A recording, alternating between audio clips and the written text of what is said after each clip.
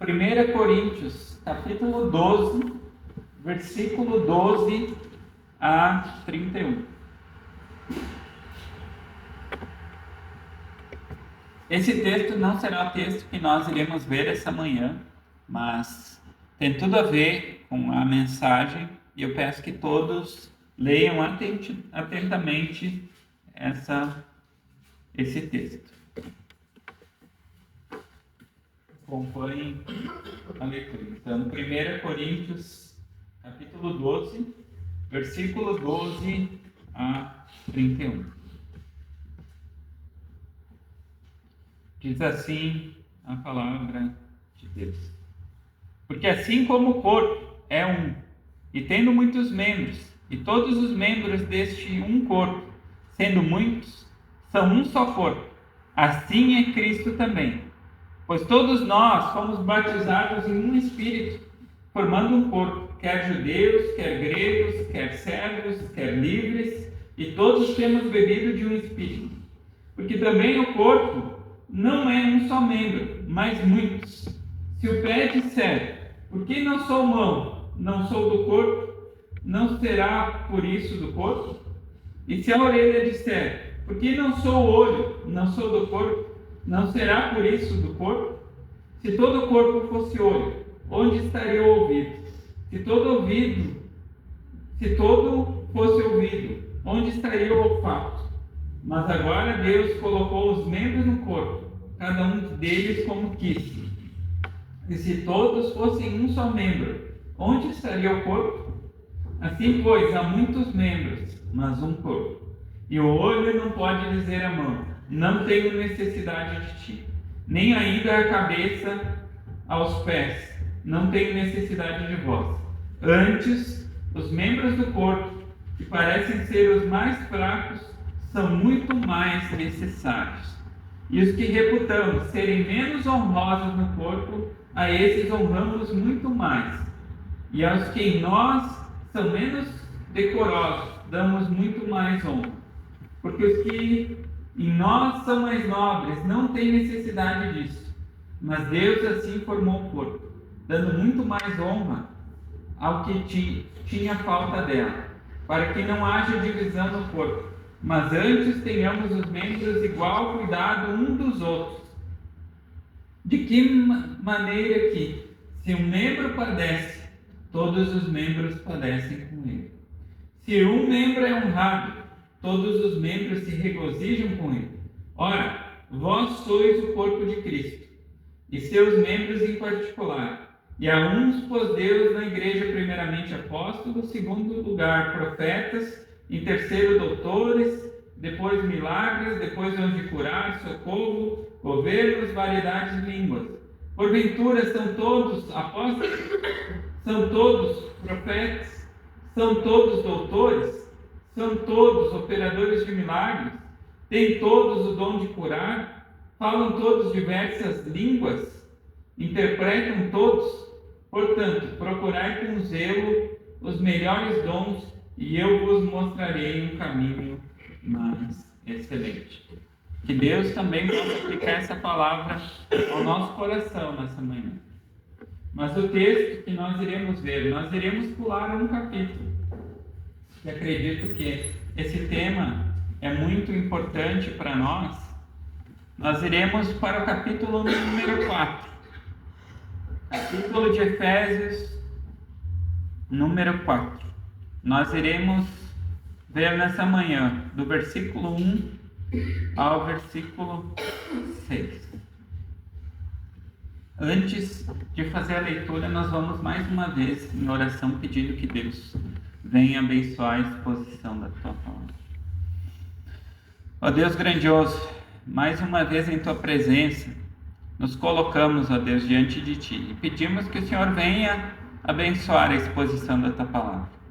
Que seja pregada com fidelidade, que Teu Espírito Santo fale ao nosso coração, trate o nosso coração, cada área que precisamos melhorar, crescer, para que possamos ser frutíferos, ó Deus, para que possamos ter unidade como corpo de Cristo e fazer Teu nome conhecido, honrado e glorificado na nossa cidade.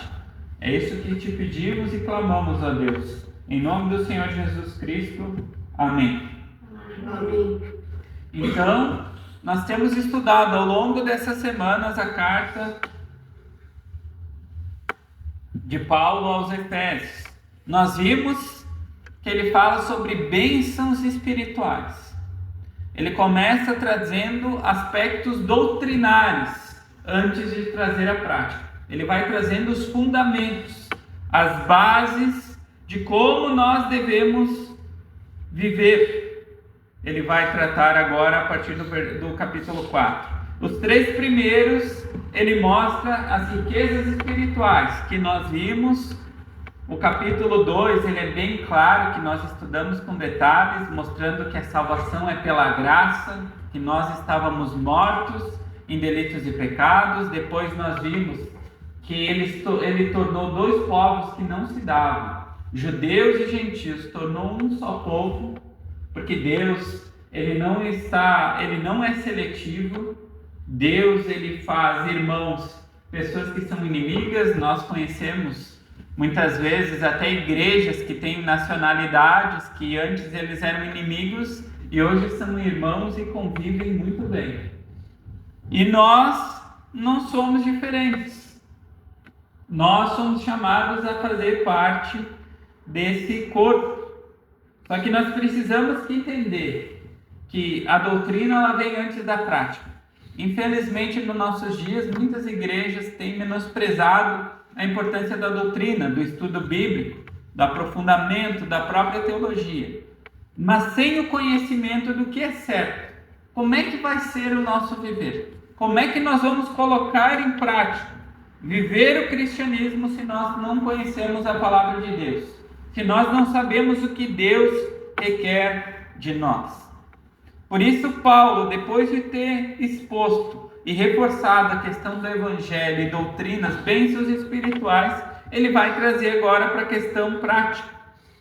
Paulo agora ele vai chamar as pessoas, os cristãos, a viver de forma digna a vocação cristã. Porque o objetivo dele é que essas pessoas cultivem virtudes, que tenham um caráter cada vez mais parecido com Cristo. Porque nós somos chamados cristãos, nós somos discípulos de Cristo. Então, quando as pessoas olham para nós, elas devem ver o nosso Senhor e Salvador. Eles devem olhar para nós e ver que nós não somos iguais às pessoas aí fora, que há algo diferente em nós.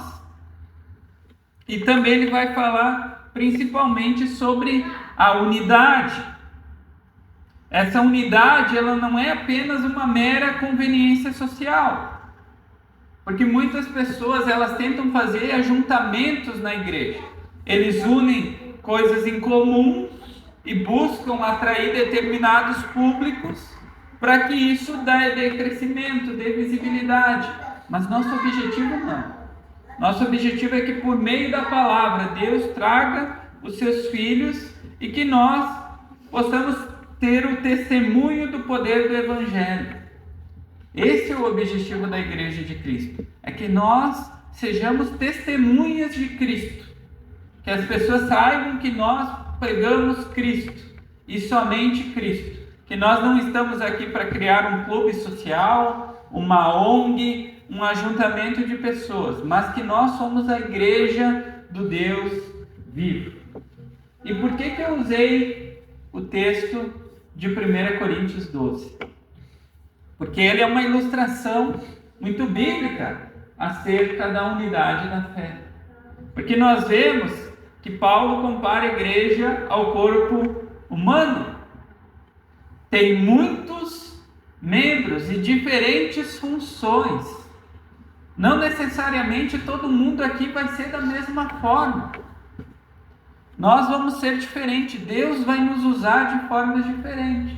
Há pessoas que Ele separa para a pregação da palavra. Há pessoas que Ele separa para serviço ao Senhor. Pessoas para evangelizar e fazer tantas coisas. Capacita pessoas para orientar as crianças, para levar o evangelho aos menores também. Mas todos mesmo com diferentes funções, são unidos por uma só vida. Por isso que ele falou que o pé, mesmo ele falando que ele não é pé, ele não deixa de fazer parte do corpo e ele continua sendo pé. Se um membro sofre, todos sofrem.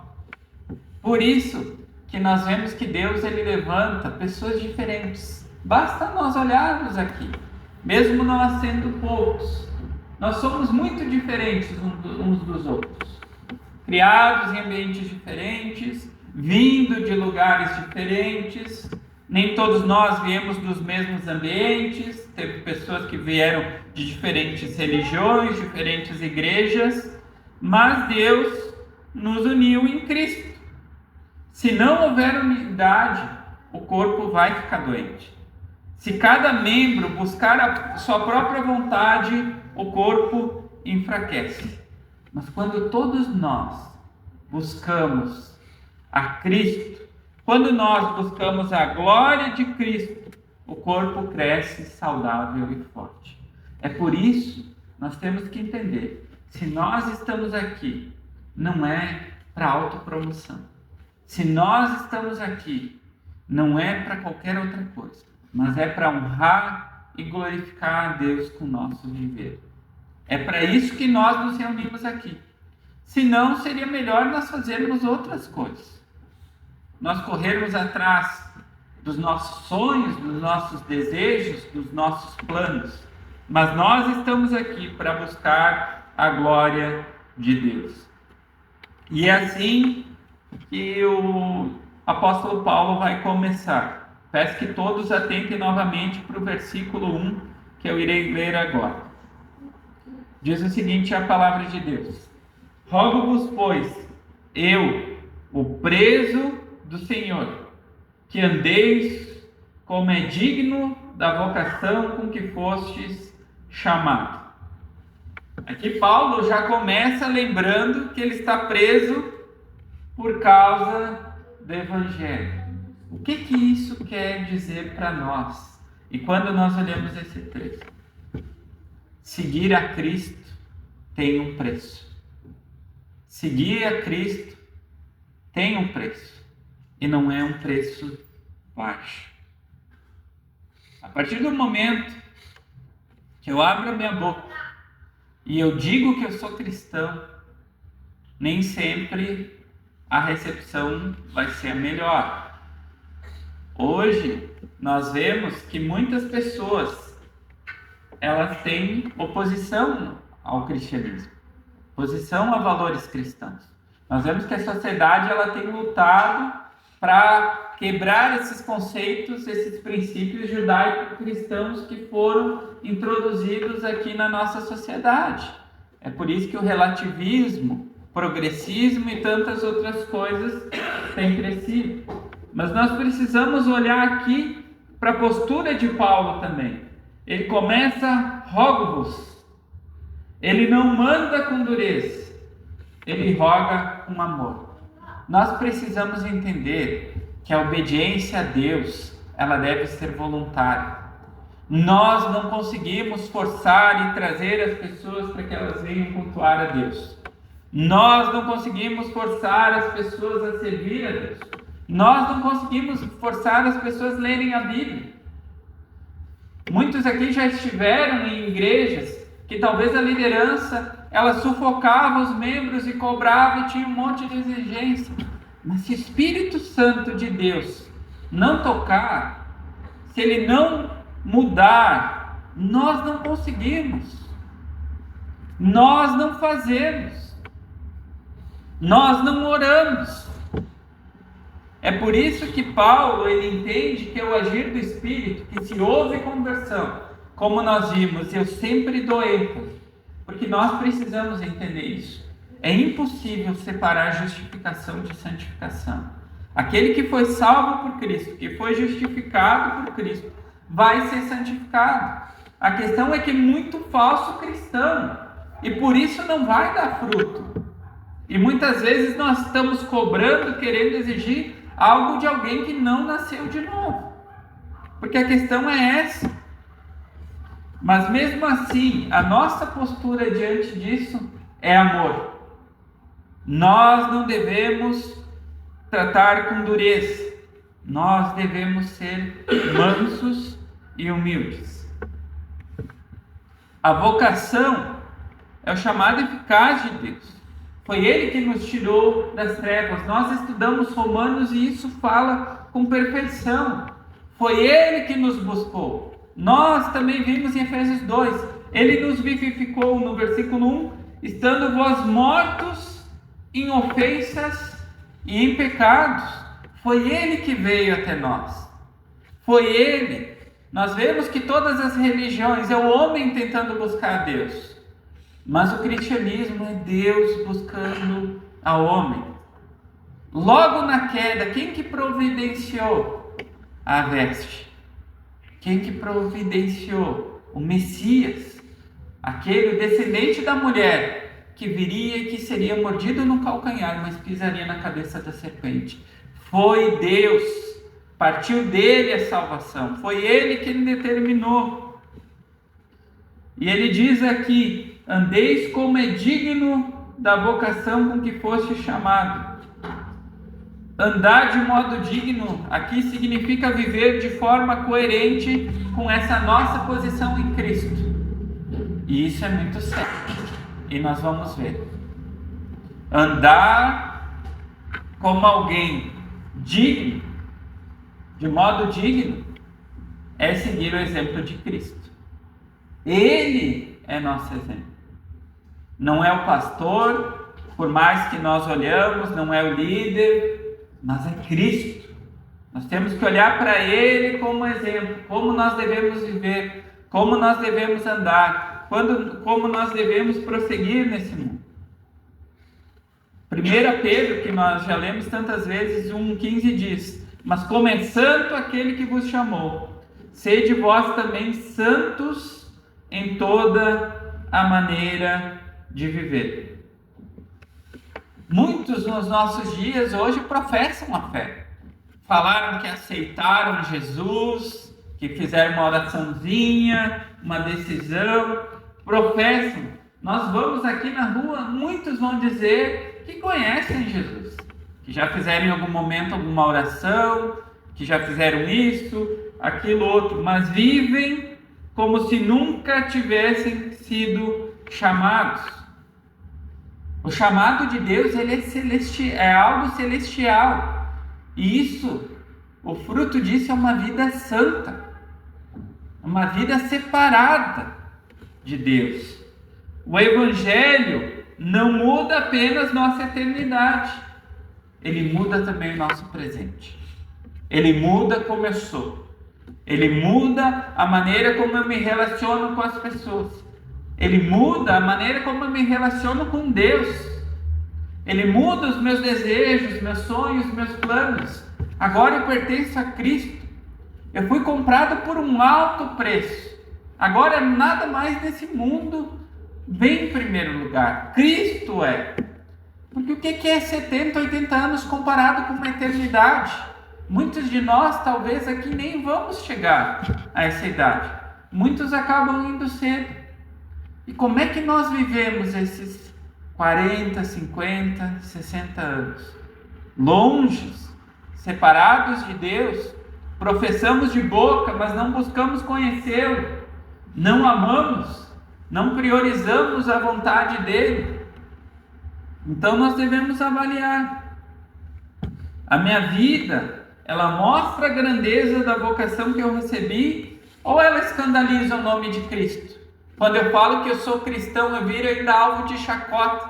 Ah, se aquele lá é cristão, todo mundo vai para o céu. Ou se aquele lá vai para o céu, então eu prefiro ir para o inferno. Eu já escutei coisas assim de pessoas falando de outros. É triste. É algo terrível. Que exemplo nós temos dado?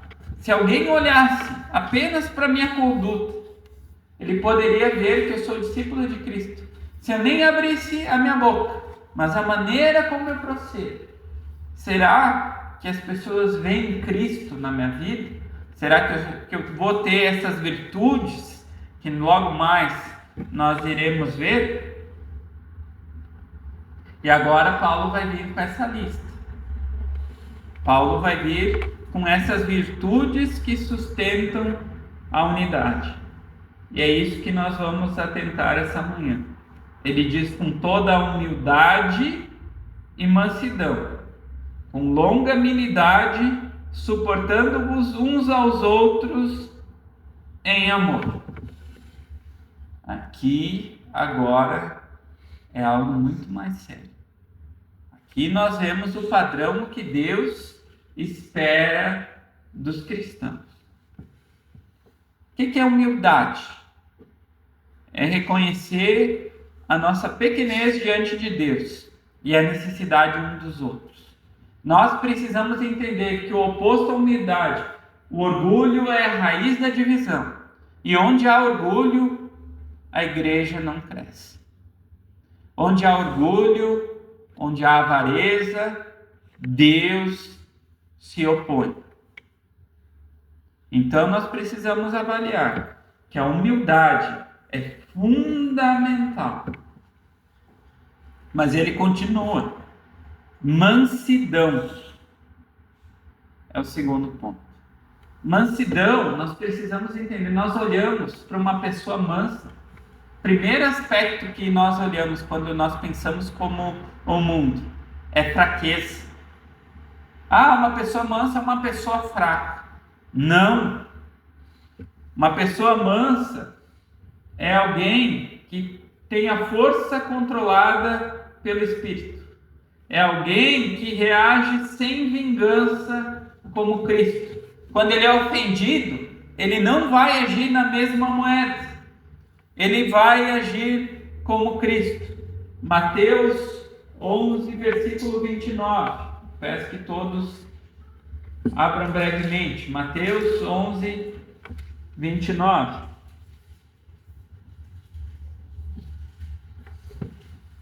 Diz assim a palavra de Deus, Mateus 11, 29. Tomai sobre vós o meu jugo, e aprendei de mim que sou manso e humilde de coração, e encontrareis descanso para as vossas almas. Aqui o Senhor Jesus Cristo, ele diz que é isso que nós vimos, os dois primeiros aspectos, que ele é humilde e manso de coração. E nós devemos seguir o exemplo de Cristo. Então, nós devemos buscar ser pessoas mansas e ser pessoas humildes. Mas Paulo continua com a lista. Terceiro aspecto, longanimidade. Mas o que é esse termo difícil até mesmo de pronunciar? Longanimidade é paciência para suportar as imperfeições alheias sem desistir delas. Nós estamos numa igreja. Igreja é lugar de pecadores. Igreja é lugar de pessoas falhas. Igreja é lugar de pessoas que estão sendo santificadas. Então nós vamos ter que suportar uns aos outros. E isso não é nada fácil. Isso é difícil. É algo terrível. Porque conforme nós vamos conhecendo mais a palavra de Deus, o primeiro aspecto que nós começamos a lidar é com o orgulho. Que daí nós começamos a olhar as pessoas já de cima para baixo. Como se nós somos os detentores do conhecimento. Nós somos os defensores da verdade. Agora qualquer pessoa, uma pessoa nova que está vindo, falou uma bobagem, herege, fez qualquer coisa. Não que nós vamos ver isso, que nós não devemos lutar pela verdade. Isso é outra coisa. Mas nós, uma pessoa que não nasceu de novo, que está vindo a Cristo, que está conhecendo a verdade, nós devemos ter uma postura diferente. Imagina se o Espírito Santo agisse assim com nós. Mas ele foi manso. Ele trabalhou em nós, ele mostrou nossos pecados. Imagina se ele mostrasse o quão mal e quão perverso nós éramos logo de cara. Se não fosse tratando os nossos pecados para que nós pudéssemos chegar até Cristo e reconhecer.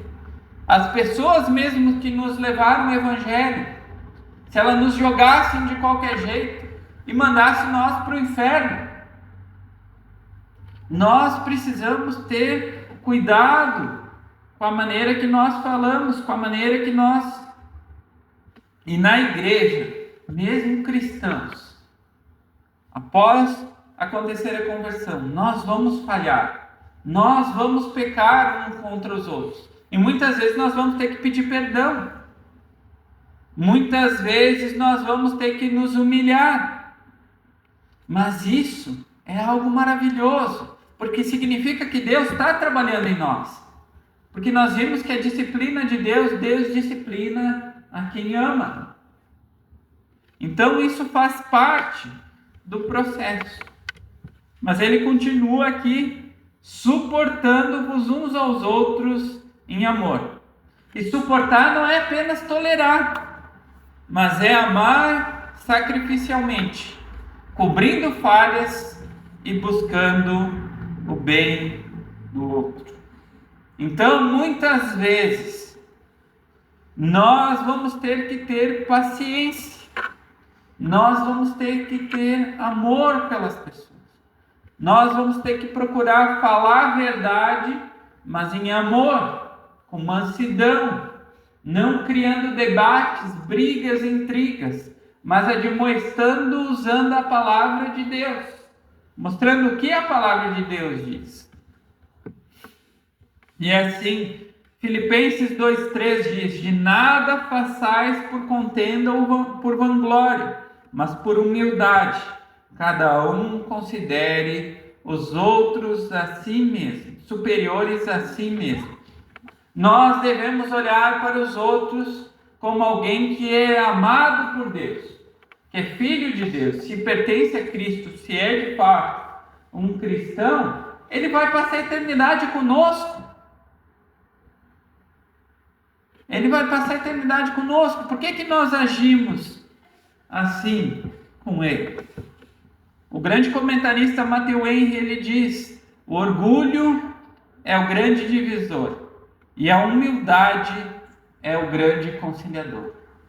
O orgulho, ele divide a igreja. Onde há orgulho, não há o agir de Deus, apenas arrogância, conhecimento. Mas onde há humildade, Deus age e dá ainda mais conhecimento. Muitas divisões na igreja não nascem de doutrinas fundamentais, mas de falta de virtude cristã. A maioria das divisões que acontecem na igreja, o problema é caráter. Muitas vezes não é doutrina. Muitas vezes não é. Você pode olhar quando você avalia situações em igreja onde houve racha, divisão, tudo começou por desvio de caráter, por falta de virtude, falta disso que nós vimos. Não houve mansidão, não houve humildade, não suportaram uns aos outros em amor, foi apenas orgulho, ego inflado, todas essas coisas. Mas nós devemos lembrar que todos nós aqui somos pecadores, todos nós aqui fomos alcançados por Cristo e todos nós estávamos mortos em delitos e pecados. 1 Pedro 4,8 diz que o amor cobre multidão de pecados.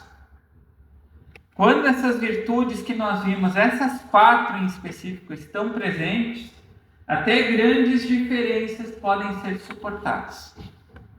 Até mesmo coisas que nós pensamos diferente. Obviamente eu não estou falando aqui de fundamentos bíblicos. Eu estou falando na questão prática da igreja. Como nós vimos, coisas que são secundárias. Obviamente o que é primário nós nunca devemos abrir mão. Daí sim, a paz se possível, mas a verdade a todo custo. Nós devemos sim lutar pela verdade. Mas aqui nós estamos falando na vida da igreja, em comunidade. E isso traz alguns questionamentos para nós. Eu sou paciente com as falhas do irmão ou crítico e intolerante? Como eu ajo quando as pessoas erram? Quando as pessoas falham? Qual a postura? Eu vou fazer fofocas, detonar aquela pessoa, desqualificar, ou eu busco conciliar? Busco conversar, entender, ser paciente, procurar escutar a pessoa. A minha postura em relação a isso revela mansidão ou dureza? Eu sou duro com as pessoas? Eu tento já pegar e ir direto para o confronto sem amor, sem oração, sem mansidão? Meu amor pelos irmãos, ele é prático ou apenas palavras? Eu apenas falo, Deus te abençoe. A gente vê muitas igrejas usando os jargões, mas eu realmente desejo o bem daquela pessoa, eu oro pela aquela pessoa, eu me importo com aquela pessoa, ou apenas é da boca para fora? Ou apenas estou competindo com ela, querendo ser visto mais do que ela? Qual tem sido a minha postura? Mas o apóstolo Paulo, ele continua. Versículo 3. Procurando guardar a unidade do Espírito pelo vínculo da paz. Nós precisamos lembrar que essa unidade ela já foi criada pelo Espírito. Ela não depende da nossa invenção. Mas aqui nós vemos que ele usa o termo, começa procurando. Procurando aqui, o significado é dedicação ativa. É necessário sim um esforço para que nós busquemos a unidade. Todos nós, como igreja, temos que nos esforçar para que porque nós vimos, nós como reformados, nós cremos na soberania de Deus, obviamente, mas nós não devemos esquecer a responsabilidade humana, que nós somos responsáveis também por aquilo que nós fazemos. Nós somos responsáveis de buscar ler a palavra de Deus e conhecer mais a Deus. Uma vida de oração.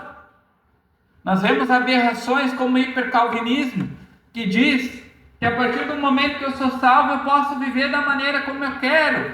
Já estou garantido no céu, então eu não oro mais porque tudo foi decretado.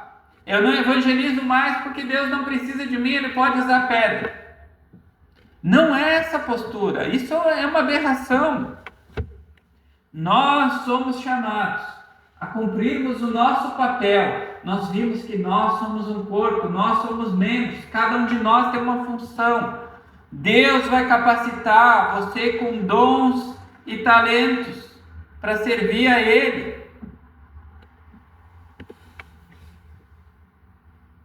Ele continua aqui, o vínculo da paz é como um cinto que mantém o corpo unido. Quando a paz se rompe, a unidade se enfraquece. E aqui entra o ponto que eu falei. Guardar a unidade não é abrir mão da verdade. É lutar para manter a comunhão sem ceder ao pecado e à vaidade. Como eu falei, eu não estou falando para nós abrirmos mão da verdade. Tanto que por isso nós não somos uma igreja ecumênica. Nós procuramos manter relacionamento com igrejas bíblicas, com igrejas que não escandalizem o nome de Cristo, com igrejas que pregam o verdadeiro evangelho. Mas nós devemos ter cuidado para não deixar o pecado e a vaidade. Nós acharmos que nós somos superiores, que somos melhores. A verdade, ela sempre tem que ser dita, mas há maneiras de nós falarmos a verdade. E aí nós precisamos olhar para Cristo. Cristo falou muitas verdades, todos nós.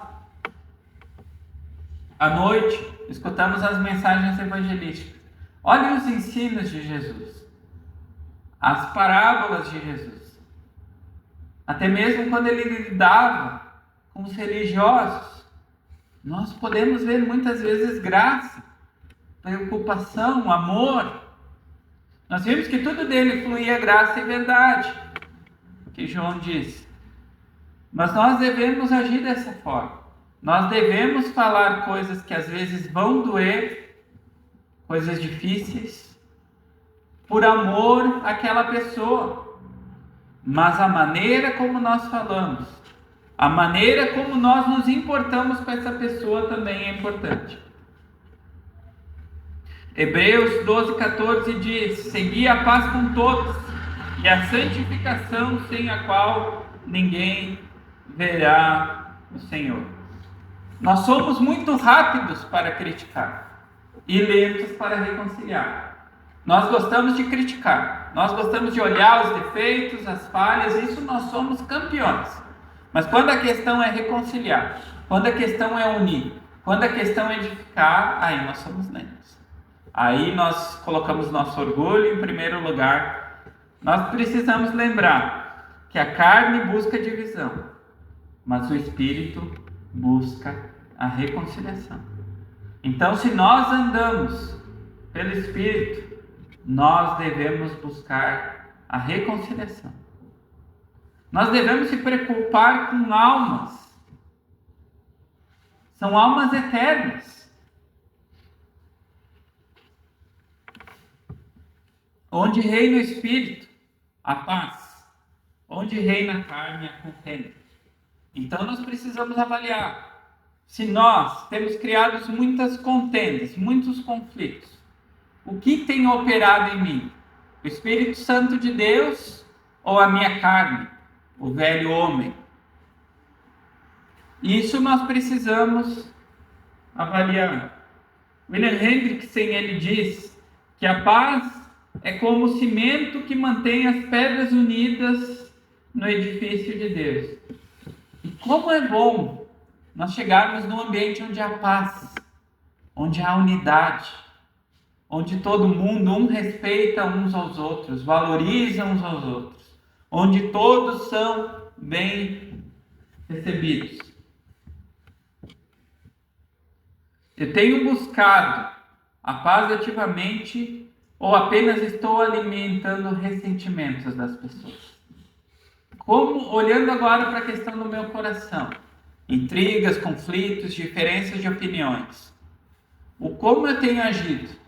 Eu tenho buscado a paz, orado, confiado em Deus, descansado em Deus, ou tenho alimentado amargura, ressentimento, cada vez me tornado mais iracundo, mais orgulhoso, mais soberbo? Eu sou um pacificador ou um causador de contendas? Eu tenho procurado a paz, unir a todos, ou tenho criado grupos, divisões dentro da igreja de Cristo? Eu sou guiado pelo Espírito a me aproximar dos irmãos, ou o meu pecado afasta? E por isso ninguém consegue se aproximar de mim, porque eu sou autossuficiente, porque eu sou o detentor da verdade, o detentor do conhecimento, e todo mundo é indigno de estar diante da minha presença. Tem muitas pessoas que agem assim, que acham que são os ungidos, que ninguém pode falar, que até mesmo estar respirando o mesmo ar daquela pessoa é algo maravilhoso. Tem muitas pessoas que agem assim, que se acham os arautos de Deus. Mas nós temos buscado o quê? E agora sim, na parte final, Paulo vai falar sobre algo muito importante, que todos nós devemos. Aqui sim há o fundamento da unidade cristã. Vários fundamentos. Aqui ele cita 7 fundamentos inabaláveis. E ele começa a partir do versículo 4. Há um só corpo e um só espírito, como também foste chamados em uma só esperança da vossa vocação. Um só Senhor, uma só fé, um só batismo. Um só Deus e Pai de todos, o qual é sobre todos e por todos e em todos vós. Aqui nós vemos 7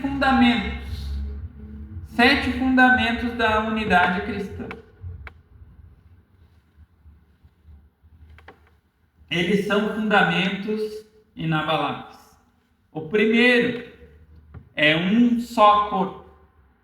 Aqui ele não está falando de denominação. Ele está falando da Igreja de Cristo, universal e invisível, composta por todos os salvos. E aí sim, entram de fato os verdadeiros cristãos, que estão em diferente igreja. Porque nós sabemos que toda igreja vai ter joio e trigo. Tem as igrejas reformadas, tem igrejas tradicionais, tem outras. Mas nessas igrejas também há cristãos. Hoje nós vemos, infelizmente, muitas pessoas defendendo como se salvação fosse por exatidão teológica. Mas nós devemos lembrar que salvação é por arrependimento de pecados e fé no Senhor Jesus Cristo. Não é por outro caminho. Muitos de nós, no começo, não conheciam várias doutrinas. E com o tempo nós vamos aprender. Obviamente nós devemos procurar uma igreja mais perto da Bíblia. Mas isso não significa que em outras igrejas que pregam, que têm a palavra de Deus, que tem, infelizmente tem umas que apenas há resquícios do Evangelho, mas até mesmo lá pode haver conversões. Eu conheço pessoas que foram convertidas em péssimas igrejas. Mas a questão é que o Evangelho é o poder de Deus para a salvação. A pessoa lendo a Bíblia, ela pode chegar ao conhecimento da verdade. Ele continua, um só Espírito. Aqui é o Espírito Santo, que habita em cada cristão, que vivifica aqueles que estavam mortos. Terceiro fundamento, uma só esperança. Qual é a esperança do cristão? Qual que é a nossa esperança? É aqui prosperidade financeira, ser bem visto pelo mundo, ser bem visto pelo meu chefe, fama, sucesso, a esperança da ressurreição e da vida eterna. A esperança, quando nós morrermos, nós recebermos o corpo glorificado e passarmos a eternidade louvando e adorando o nome do Deus que é Santo, Santo, Santo. Aqui diz também, um só Senhor, Jesus Cristo, o cabeça do corpo, o Salvador, nosso Senhor, único que é digno de honra, de glória, de louvor. Ele diz uma só fé, a fé verdadeira no único Evangelho. Como eu falei já anteriormente, nós precisamos lembrar, se nós pudéssemos dividir apenas 2 religiões, a verdadeira e a falsa, todas as outras são falsas e não, nada mais é do que o homem por meio das boas obras buscando a salvação. E a verdadeira é que a salvação é pela graça, mediante a fé em Jesus Cristo. A questão é essa. Qualquer outra, infelizmente, há dentro do movimento evangélico seitas que pregam salvação por obras, que Cristo não é suficiente. Mas nós devemos olhar que Cristo sim é suficiente. Também ele diz um só batismo, símbolo da união com Cristo na morte e na ressurreição. Nós vimos o que o batismo simboliza: a morte para o velho homem e uma nova vida com Cristo. É isso que fala, que significa o batismo. E um só Deus e Pai. Deus Pai, soberano sobre todos. É Ele que sustenta. Ele que habita em seu povo. Deus triuno, que nós cantamos. E naquele hino, Venha Todo-Poderoso. Nós vemos a Trindade, Pai, Filho e Espírito Santo. O Deus trino que nos salvou. João 17, 21 diz: para que na oração sacerdotal de Jesus, para que todos sejam um, como tu, ó Pai, o és em mim e eu em ti. A base da unidade da igreja, ela não está em costumes ou opiniões externas, mas ela está no Deus triuno, Pai, Filho e Espírito Santo. Igreja não está ligada por costumes. Eu sei que muitos às vezes vêm de ambientes legalistas, onde eles se preocupam com o externo, com a roupa, com a vestimenta, que não pode usar isso, não pode fazer aquilo outro. Mas não, nós estamos unidos por meio de Cristo Jesus, por meio do Deus Pai que nos escolheu, do Espírito Santo que aplica a obra na salvação e do Filho que veio e fez a obra. A verdadeira unidade da igreja também não é construída em afinidades humanas, cultura, gostos, classes sociais. Nós vemos igrejas modernas, contemporâneas, criando uma aberração. Igrejas que buscam determinada classe social. Essa igreja agora é para intelectuais. Essa nós vamos alcançar determinada. Igrejas para pessoas carentes. Não! A igreja de Cristo, ela é feita de pessoas diferentes. Vai ter novos, vai ter velhos, vai ter o rico, vai ter o pobre, vai ter pessoas de diferentes nacionalidades. Ela tem que ser acessível para qualquer pessoa. Ela tem esses fundamentos que nós vimos que é eterno. E onde há divergência nesses fundamentos, não há uma verdadeira unidade cristã. Se esses 7 fundamentos que Paulo lista aqui, se não é realidade, não há unidade cristã. Não há. E agora olhando para nós. Minha vida espiritual, ela está firmada nesses fundamentos ou em preferências humanas? Quando eu vou escolher uma igreja, quando eu vou fazer qualquer outra coisa, é por preferência humana ou os fundamentos é a palavra de Deus? É Deus, é o Evangelho, é o batismo da maneira correta, é as coisas como são feitas, aonde está firmado a minha vida espiritual? Nos fundamentos de Deus ou em preferências humanas, em aspectos externos? E eu busco mais comunhão com irmãos que compartilham meus gostos ou aqueles que compartilham minha fé em Cristo? É muito fácil nas igrejas, muitas vezes quando criam, eu que já participei de igreja em células, nós vemos que células, eles costumam juntar pessoas que têm mesmo gosto. Então eles acabam dividindo. Então aqueles que gostam de futebol, aquela célula é a célula do futebol, dos atletas, do não sei o quê. E acaba criando divisão. E nós vemos que acaba criando vários grupos dentro da igreja. Só que a questão é, eu me aproximo daqueles que apontam Cristo, que querem viver Cristo, ou eu busco aqueles que têm os mesmos gostos pessoais? Aqueles que gostam de fazer as mesmas coisas. Agora eu só vou me juntar porque eu tenho uma filha pequena, eu só vou me juntar com aqueles que têm filhos.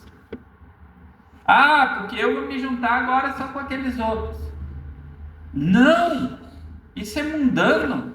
Isso é terrível. O chamado de Paulo aqui é claro.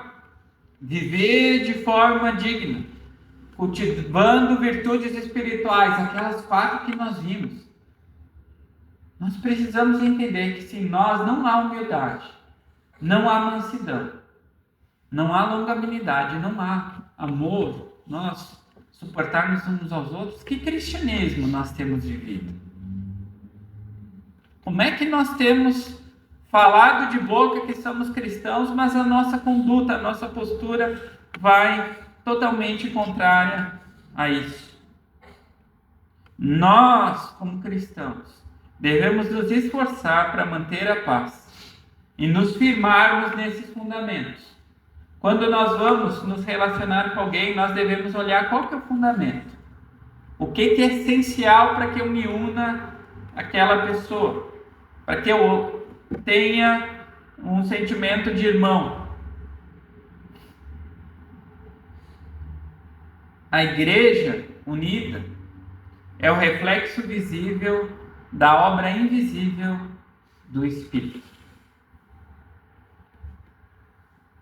Tem uma frase que eu gosto muito do Thomas Watson, puritano, que ele diz o seguinte: a paz e a unidade entre os santos são como a música de anjos.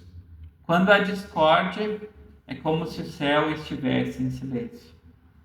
Quando há discórdia na igreja, como é que vocês acham que o nosso Senhor se sente? Quando há intrigas, conflitos, nós brigando por muitas coisas que não são importantes, qual que vocês acham Deus olhando para nós? O que vocês acham que Ele deve sentir? Nós devemos olhar para nós, examinar se nós estamos promovendo a paz ou fomentando divisões. Se nós estamos, às vezes, causando divisões, nós devemos voltar a ser humildes, mansos e práticos no amor. Se nós estamos difamando, se nós estamos agindo de uma maneira que desagrada a Deus, nós devemos avaliar e ver como nós devemos proceder. Eu devo orar, se eu não concordo com determinadas coisas daquela pessoa, eu devo orar por ela. Eu devo colocar diante de Deus. Porque quem sabe, talvez eu estou errado. Necessariamente, talvez não é aquela pessoa. Talvez é o meu coração, meus gostos.